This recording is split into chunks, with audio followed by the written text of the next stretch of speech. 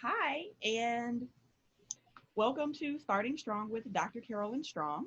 And today I'm going to spend my 5 minutes talking to you about ways to help our diverse learners during this time when everybody's remote and not everything looks like it normally would in the school system.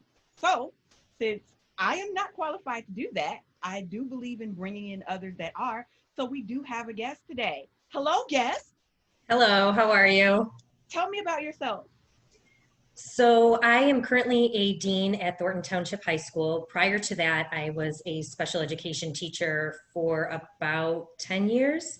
And I also have a son who has autism and ADHD. So I know a little bit about diverse learners, especially being in the school system and having one at home as well. Well, that's kind of what I want to talk about today because Mhm. I know that part of the push to get kids back in school was that diverse learners weren't getting all of the services that they would Right. normally get, so that we were doing them a disservice by having them be remote. But in the interest of safety, a lot of schools have decided, at least for right now, to keep their children remote. So, in those times, what are some things that parents that don't necessarily have a lot of training in this area can do to help their diverse learners at home?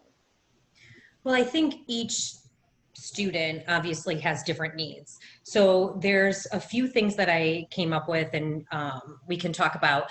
So that way it can kind of address each individual kid depending on whether they like input, don't want input. There's all different levels. So I'm also a yoga teacher, so I always kind of go to that source first.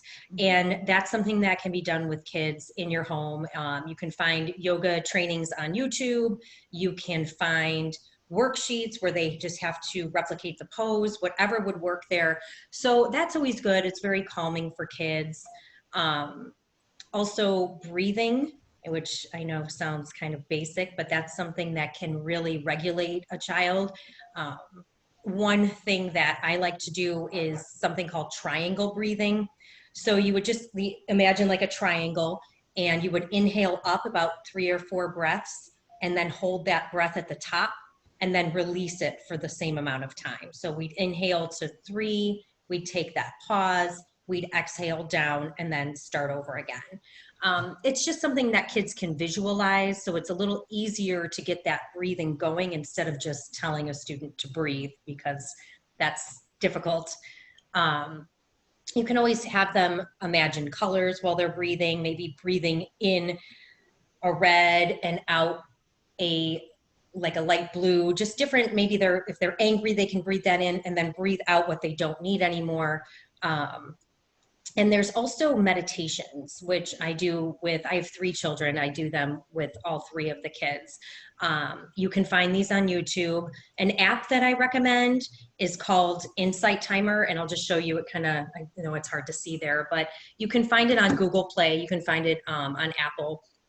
And there is a free edition, and they have breathing exercises, they have sleep meditations, they have guided meditations, and they do have a separate section for kids. Mm. So that's also a really good resource to use because they're short, they're directed towards kids, so it's something that they listen to. Um, and my own kids use that as well when they have difficulty sleeping or just need to take a moment.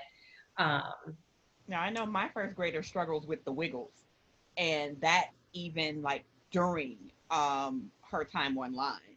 And I've gotten her one of those little squeezy things. I've gotten the wobble seat, and that seems to help for now.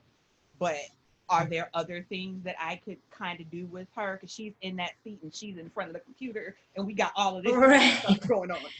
So when you're looking for that kind of stuff, yeah, there's a lot. So you can, if she's like seeking that proprioceptive input, like she's like, oh, I just need to feel this like squeeze or feel that press, um, you can actually have them do some heavy work. And I know they probably don't want to do a whole lot of work, but even moving things from one end of the room to another. You can use a tactile bin. So you could fill a bin with like dry rice, dry beans, marbles, anything where they can kind of just put their Mm. hands in and kind of, have it run through. And that seems to help a lot of kids. It calms them down just having that sensation. And that's something they can do at their desk as well, right? They can be listening and also kind of fidget a little bit, but still concentrating. Again, you can do the stress balls. You can do, my son, like we were talking about this earlier, and he's like, I used to like to do Play-Doh, and just kind of squeeze the Play-Doh while he was listening.